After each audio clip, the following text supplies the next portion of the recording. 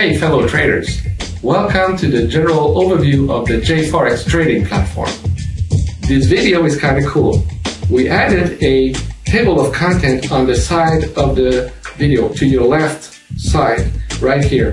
So this little menu here will permit you to go from one subject to the other without, rewinding or anything like that. So of course you can start by listening to all of the video, and then when you come back to very special topics, you will find it very quickly, and then you won't have to go through all the material to try to find where is that subject. So just click on any subject of your interest, it will bring you right there. The JForex platform is very easy to understand. It is basically also very intuitive. It is also customizable, and you'll discover that it is also supporting automation, very similar to MT4. So let's begin.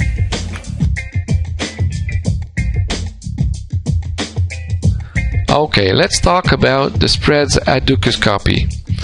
I'm now on the Euro USD, and I did activate the tool called Spread, and that tool will be available. It is or will be available to all traders requesting it. I'm testing it at the moment while I'm doing the video, but I will make it available to everyone. So it is, when I activate it, it is showing us the spread of the pair that you are, the charts that are on the screen. So at the moment, the Euro USD is varying 0.5 to 1.5. We are in a Thursday late morning, almost noon, of the New York session. So the Asian market is closed and the European market is closed. It's already night over there, and it's a fairly quiet period without any news. All the news happened earlier, and now it is fairly quiet. So those are the spread that you will see on a quiet period a day on the at Dukascopy. And let me show you other currencies by showing you more pair on the screen. Let's go to the pound Japanese yen. This one will vary from 3.5 to usually 1 or 2. It is showing us 0.5 at the moment. It is happening, but most of the time we'll go to 3.5 and will vary down to 1.5 to 3.5. It is a volatile pair.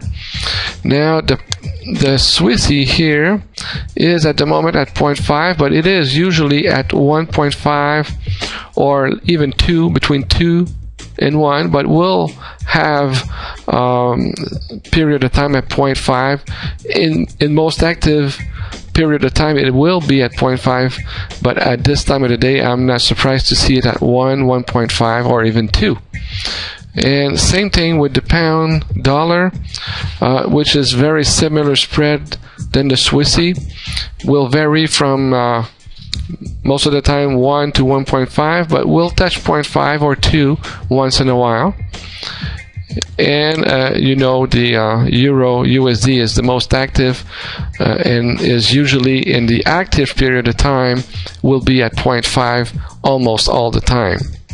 Okay, so this is giving you an idea of the spread. If you want to see other currencies that are not covered in the video, just request for a demo and ask us for the spread little tool, and you'll be able to analyze the pair of your choice. Or you can even go and while you study the spreads, you could go and say, let's put it in on the tick chart, and you will see the movement of the ticks and the bid and the ask price, how they move.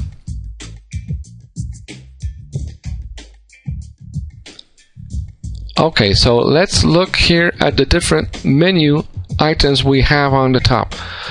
Into File, what you need to know is that you can save workspace or save as if you want to create different settings, and of course you can exit and so on, but you can use the little red X, which is faster. Portfolio here is for the different reports. So if you want to know how much commission you paid, how much profit you did today, and so on, I encourage you to go and study all of those different reports. Very useful information there. On the News tab here, you can have access to the economic calendar, different tools, the daily high, low, forex calculator, and so on. Then here are the services. You have a integrated Skype call that will connect directly with Dukascopy customer support. Okay, so it's a neat tool. If you don't have Skype to communicate with us directly with Molecule 6, you can go into our support menu item in the top left side menu of our website and go read about Skype and download the software, which is free, and then you'll have access much more efficiently to us. Then on the tool here, you have what you need to know is that there's a preferences this is there that you're going to go to get access to all the different settings. And into the help, you have access to the platform manual. And of course, if you click about, you'll know on which version of the software you are logged in. Now here on the top, you will have the tabs of all the different pairs that you are following. So you can open as many as you want, but for now there's only 4. And if you right click on the tab, you can undock it, which means the same as the little box here that will remove the chart from the main window and make it a movable chart. And then of course you can make it a different size and move it around. If you have multiple monitors, you can move it away into the other monitors or bring it back. Okay, and if you click like this, you're in full screen. Then you can come back, and if you close it, it will not close it, but it will just send it back into the main window, just like that. And this is the same. Undock is the same here. Okay. Then you can arrange your different setting, the different way of looking at your charts. You right click again and you choose horizontal. It will go like that, and you can arrange like that, or you can do a custom mode. Okay, so you can play with this and go back to this. Okay, now here you can take this, you're following USD CHF and you want to change, you can just choose USD CAD and it will bring and update the chart of the CAD dollar instead. Then you could decide to look at it with the tick chart, so you will know the price movement of the bid and the ask on the pair that you're following. You could also go and choose a 1 minute time frame or 15 minutes, or all the different time frames are available right here. Then here you can choose if you prefer to have the bar, or the most popular I think is the Japanese candlesticks, and you can use line as well and so on. So you can study what you and choose the preference you want. Then you can choose to have the price here on the bid or the ask, so it will re-update with the ask, and I prefer the bid.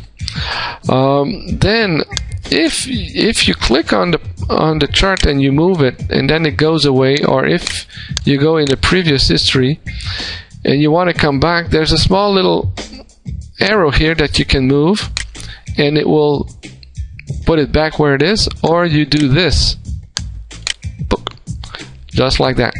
Okay, now you can select the custom range. This I don't use very much, but you can decide what range you want to see on the chart itself, so you can play around with this.